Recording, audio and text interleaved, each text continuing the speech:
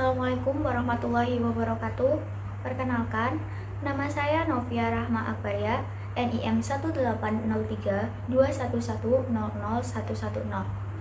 Dalam kesempatan kali ini, saya akan menjawab pertanyaan terkait tugas UAS mata kuliah Strategi dan Kebijakan Bisnis. Adapun pertanyaan yang pertama, yaitu terdapat 6 tahap dalam konsep strategi kebijakan bisnis. Sebutkan dan jelaskan tahapan dari strategi bisnis tersebut dari perumusan hingga evaluasi. 6 tahapan menurut David tahun 2013, halaman 35 hingga 36. Proses manajemen strategis terdiri dari tahap 1, strategi formulasi atau formulasi strategi, yaitu suatu hal yang termasuk ke dalam pengembangan visi dan misi, mengidentifikasi peluang dan ancaman eksternal perusahaan, menentukan kelemahan internal, menetapkan tujuan jangka panjang, merumuskan alternatif strategi, serta memilih tertentu yang akan dilaksanakan. Untuk tahap 2, identifikasi faktor internal dan eksternal. Strategi mensyaratkan apa saja yang menjadi faktor internal dan faktor eksternal yang dapat mempengaruhi suatu tujuan dalam perusahaan. Untuk tahap 3, perhitungan bobot sesuai dengan metode yang digunakan. Pada tahapan ini, kita melakukan perhitungan sesuai metode yang digunakan, di mana akan dapat mempengaruhi strategi yang akan digunakan nantinya. Untuk tahap yang keempat, menetapkan tujuan jangka panjang. Tujuan-tujuan jangka panjang mempresentasikan hasil-hasil yang diharapkan dari pelaksanaan strategi tertentu. Strategi merepresentasikan berbagai tindakan yang perlu diambil untuk mencapai tujuan jangka panjang. Tahap kelima yaitu tahap implementasi strategi. Tahapan ini merupakan tahap pelaksanaan dari strategi formulasi yang sudah diterapkan sebelumnya. Tantangan yang dihadapi adalah menstimulasi pihak manajemen dan karyawan untuk dapat bekerja sama dengan baik dalam mencapai tujuan yang telah ditetapkan sebelumnya.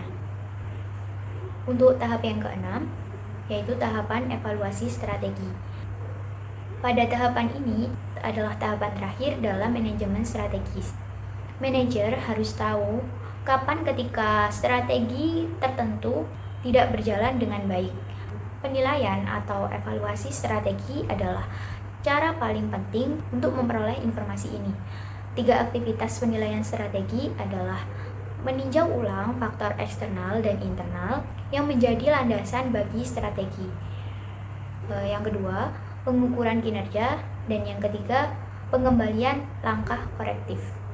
Untuk pertanyaan yang kedua yaitu berikan contoh dari penerapan strategi pada 2 perusahaan nasional dan internasional. Perusahaan termasuk dalam peringkat Indonesia atau dunia, yaitu Forbes Global 2000 atau Fortune Global. Perusahaan nasional yang saya pilih yaitu PT Telkom Indonesia Persero yang masuk ke dalam nominasi Forbes. Untuk strategi yang bisa digunakan oleh Telkom adalah strategi hibrida yang merupakan kombinasi antara strategi diferensiasi dengan strategi cost rendah. Tujuan yang hendak dicapai dengan strategi ini adalah menyampaikan nilai pelanggan yang superior tanpa membebani pelanggan dengan harga yang terlalu mahal. Untuk melaksanakan strategi ini, perusahaan bekerja keras pada 4 dimensi: cost, kualitas, waktu, dan inovasi. Selain pada 4 dimensi tersebut, strategi hibrida juga menekankan pada basis keunggulan daya saing, kebijakan produksi, kebijakan pemasaran, dan penekanan pada dimensi strategi perusahaan. Selain itu, pemasaran dilakukan oleh tim korporasi khusus yang tugasnya mengelola hubungan berkelanjutan dengan pelanggan serta memperbaiki kualitas layanan yang sesuai dengan kebutuhan pelanggan. Sedangkan untuk perusahaan internasional yang saya pilih yaitu JP Morgan Chase yang masuk ke dalam nominasi Global 2000. Strategi pada JP Morgan Case yaitu mewujudkan strategi GPM untuk ekosistem digital. Mereka mentransformasi merek bank retail mereka, Case, dengan tagline Digital First. Artinya, Case akan mengutamakan solusi digital pada setiap solusi yang dibuat. Hal ini sangat penting karena mayoritas pelanggan GPM merupakan konsumer retail yang haus akan digitalisasi pelayanan dan jasa. Beberapa hal penting yang dilakukan oleh JP Morgan Case antara lain: 1. Case lebih memprioritaskan merekrut talent teknis untuk memimpin inovasi. 2. Membentuk Case Pay dan integrasi dengan Case Mobile.